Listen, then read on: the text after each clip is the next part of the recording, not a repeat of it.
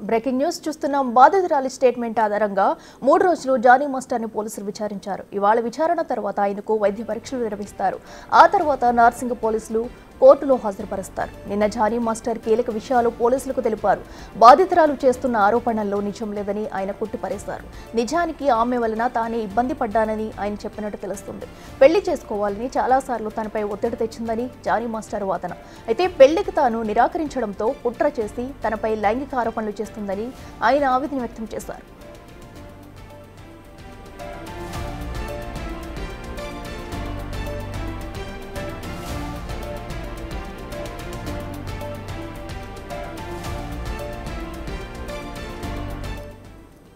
ఇదే అంశానికి సంబంధించి మరింత సమాచారం మా ప్రతినిధి సురేష్ లైవ్ లో అందిస్తారు. సురేష్, చెప్పండి, మరి ఈ రోజుతో కూడా జానీ మాస్టర్ కస్టడీ అయితే పూర్తవుతుంది. అయితే ఇప్పటి వరకు ఆయన నుంచి ఎలాంటి విషయాలు బయటకు వచ్చాయి, అండ్ అలాగే ఈ రోజు తర్వాత మళ్ళీ ఆయన్ని కస్టడీ కోరే అవకాశం ఉందంటారు?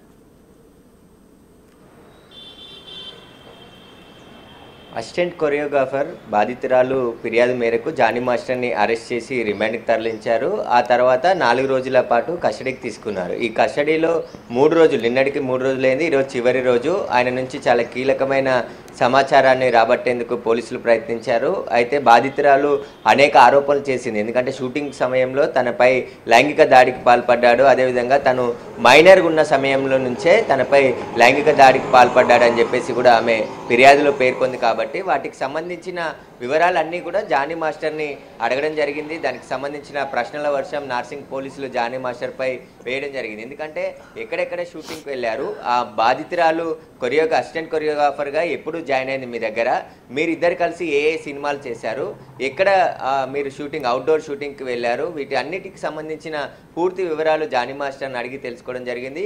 అయితే బాధితురాలు కొన్ని లొకేషన్స్, వాటికి సంబంధించిన ఆధారాలు కూడా పోలీసులకి సబ్మిట్ చేసింది. కాబట్టి ఆ సమయంలో జానీ మాస్టర్ ఎక్కడున్నాడు, ఆ రోజు అక్కడికే వెళ్ళాడా, ఎంతమంది వెళ్ళారు, ఎవరితో వెళ్ళారు, అవుట్డోరింగ్ షూటింగ్లో ఎక్కడెక్కడ అకామిడేషన్లో ఉన్నారు వీరిద్దరు కలిసి అనే దానిపై పూర్తి వివరాలు అడిగే ప్రయత్నం చేశారు. కానీ జానీ మాస్టర్ తన టాలెంట్ను గుర్తించి అసిస్టెంట్ కొరియోగ్రాఫర్గా నేను అవకాశం ఇచ్చాను, కానీ నాపై తప్పుడు ఆరోపణలు చేస్తుంది, నేను అసలు అమ్మాయిపై అత్యాచారం చేయలేదు అని చెప్పేసి పోలీసులకి స్టేట్మెంట్ ఇస్తున్నాడు. కానీ బాధితురాలు ఖచ్చితంగా చెప్తుంది తనపై లైంగిక దాడికి పాల్పడ్డాడు, ఒకవేళ బయటకి ఈ విషయం చెప్తే బెదిరింపులకు గురి చేసి అదేవిధంగా సినిమా అవకాశాలు రాకుండా చేస్తానని చెప్పేసి కూడా బెదిరించాడని చెప్పేసి కూడా బాధితురాలు చెప్పింది. ఈ రోజు కస్టడీ ముగిసిన తర్వాత ఉప్పర్పల్లి కోర్టులో జానీ మాస్టర్ని హాజరుపరిచి ఆ తర్వాత రిమాండ్కి తరలించనున్నారు.